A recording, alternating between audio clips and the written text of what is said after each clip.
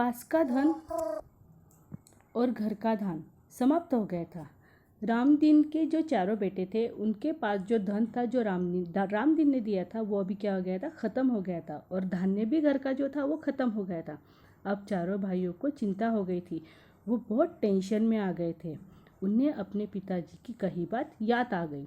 पिताजी ने क्या बोला था कि मैंने खेत में क्या है धन गाड़ के रखा है, और जब तुम्हारे पास का जो धन मैंने दिया है, जो पैसे दिए घर खर्च के लिए, और जो धान जब तुम्हारा ख़त्म हो जाएगा तब तुम्हें जब ज़रूरत पड़ेगी वो धन जो है वो खेत से निकाल लेना।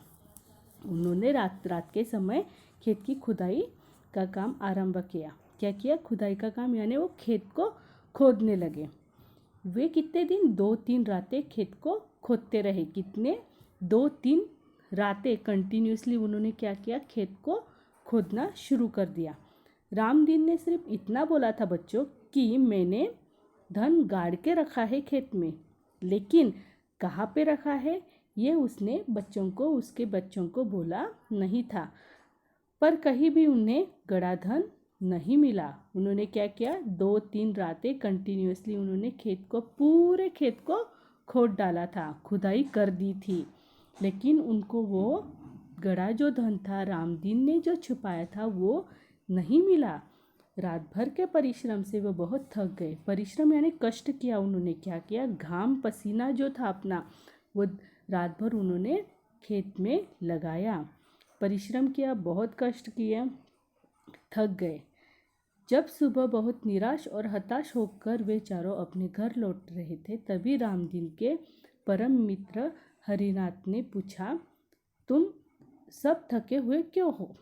देखो बच्चों, ये जो बच्चे थे रामदीन के चारों, इन्होंने क्या किया था, रात भर 2-3 रातें उन्होंने खेत में खुदाई की। खुदाई करने के बाद उनको धन कहीं भी नहीं मिला। अब वो क्या हो गए थे, उदास हो गए थे, निराश हो गए थे। पूरे रात परिश्रम करने के बाद घर लौटने लगे तो रामदीन के जो परम मित्र थे यानी क्लोज फ्रेंड,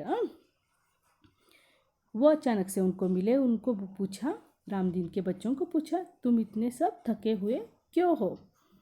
कारण जानने के बाद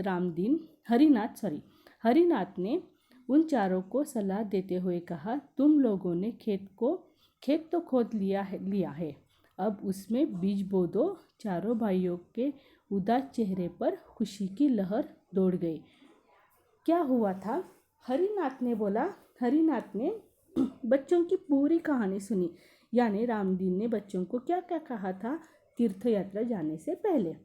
अभी हरिनाथ बोला कि ठीक है, ओके, इट्स ओके, हो गया ना अभी, तो आपको धन तो नहीं मिला है, लेकिन आपने क्या किया है, खेत की पूरी खुदाई कर दी है, तो इसी खेत में आप अब क्या करो, बीज बो दो, यानी बीज को लगा दो। बच्चे खुश हो गए। रामदीन के जो चारे बच्चे थे वो बहुत खुश हो गए, और उनके जो उदास चेहरे थे, जो नर्वस थे, वो बहुत खुशी से लहर दौड़ पड़ी। उन्होंने सोचा कि चलो ये भी काम कर लेते हैं। उन्होंने हरिनाथ के कहे अनुसार किया, यानी हरिनाथ ने भी उन्हें क्या किया, सहायता की थी। खेत में नन्हे नन्हे अंकुर निकल आए। बच्चों ने क्या किया, रामदीन के चारों बेटों ने वो खेत जो है उनको खोदा, और फिर अभी वहाँ पे क्या किया, बीज बो दिए। बीज बो देने के बाद उनमें से नन्हे नन्हे अंकुर निकले। उन्होंने पानी दिया, खेत में थोड़ा सा खेत वगैरह खत जो रहता है वो सब डाला, और फिर नन्हे नन्हे अंकुर आने लगे। उन चारों के मन में उत्साह जाग गया। वो बहुत हैप्पी हो गए। कौन? रामदीन के बेटे बहुत हैप्पी हो गए कि छोटे छोटे से नन्हे नन्हे अंकुर वहाँ पे निकल आए थे। छोटे छोटे क्या अंकुर बोलते, जैसे रोप बोलते ना, ऐसे। वे निराई गुदाई करने लगे, यानी उनकी ख्याल रखने लगे। ठीक है, निराई खत पतवान निकाल कर, यानी जो क्या बोलते हैं ना, क्या ग्रास जो बोलते हैं वो निकालने लगे। फसल बहुत अच्छी हुई। हरिनाथ काका को धन्यवाद देकर वे फसल को बाजार में बेचने लगे। बेचने के लिए जाने की तैयारी में जुट गए। क्या हो गया था, अभी फसल बहुत अच्छी से आई थी। उन्होंने क्या स्टार्ट किया, खेत को खुदाई की। उसके बाद उन्होंने बीज बो लिए, उसमें से अंकुर आए, अंकुर के बड़े बड़े क्या हो गए, फसल आई, और फसल को उन्होंने क्या किया, फसल को उन्होंने क्या किया,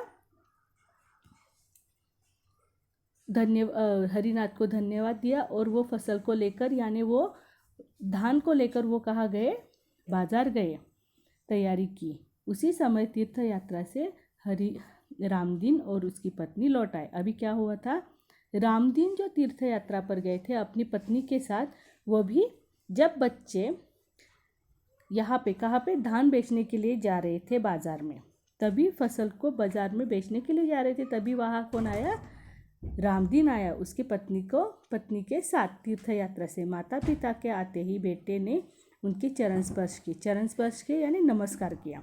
गाड़ी में लदे अनाज को बोरे देखकर रामदीन ने कहा, अब तुम्हें खेत में गड़े धन का राज समझ में आया।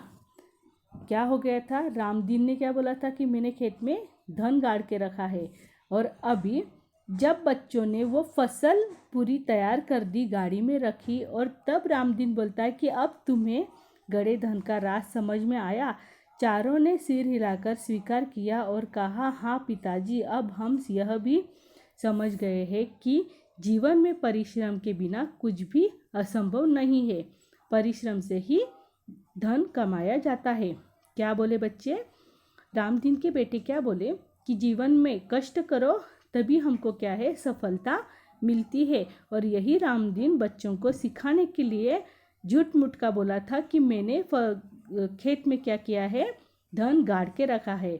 तो बच्चों, ये कहानी कितनी सुंदर है और इसी से हमें बहुत सारी सीख मिलती है कि जब हम परिश्रम करेंगे तभी हमको क्या है, सफलता मिलती है। वैसे ही जब आप पढ़ाई करोगे तभी आपको भी क्या होता है, परीक्षा में, एग्ज़ाम में अच्छे मार्क्स मिलते हैं। Okay students, bye bye.